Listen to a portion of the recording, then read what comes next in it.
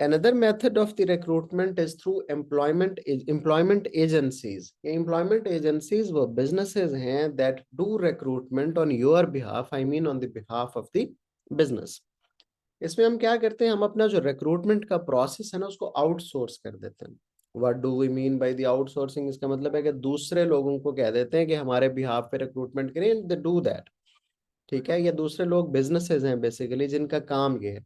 अब आप उन्हें अपनी जॉब डिस्क्रिप्शन बता देते हैं कि मुझे जो काम करवाने उस बिजनेस से वो उस बंदे से वो ये है जिसको मैं रिक्रूट करना चाह रहा हूँ, और मुझे मेरी जो पर्सनल स्पेसिफिकेशन है वो ये है, यानी मैं चाहता हूँ कि वो एमबीए हो और 5 ईयर 10 ईयर्स एक्सपीरियंस वाला हो फॉर एग्जांपल। तो अब ये जो रिक्रूटमेंट एजेंसीज हैं, they will advertise on your behalf, they will use their own resources to find out an employee, और फिर उसको रिक्रूट करने में, इंटरव्यू करने में सब आपको सपोर्ट देंगे।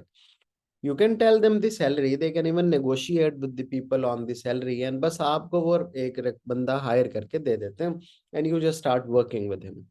ये रिक्रूटमेंट एजेंसीज का काम है। ये गवर्नमेंट एजेंसीज भी होती हैं, प्राइवेट एजेंसीज भी हो सकती हैं। फायदा इसका सबसे बड़ा ये कि this is the time saving process, because you do not need to do anything. आपने ना अखबार में एडवर्टाइज किया, ना सीवीज रिसीव किए, ना शॉर्ट लिस्ट किए, यू हैवंट डन एनीथिंग। बस आपने तो लोग बंदा रखा और काम करना शुरू कर दिया। और फिर it improves the applicant quality. जो अच्छे से अच्छा एम्प्लॉय है वो ढूंढेंगे एम्प्लॉयमेंट एजेंसी वाले, there is a reason for that, और वो रीजन क्या है कि दे नो कि आइंदा भी आपको जरूरत पड़ेगी तो फिर आप उनको कहेंगे। तो this is what they do. लेकिन लिमिटेशंस क्या हैं कि आपको ज़ाहिर है रिक्रूटमेंट एजेंसी को पैसे देने पड़ते हैं, दैट इज कॉस्टली।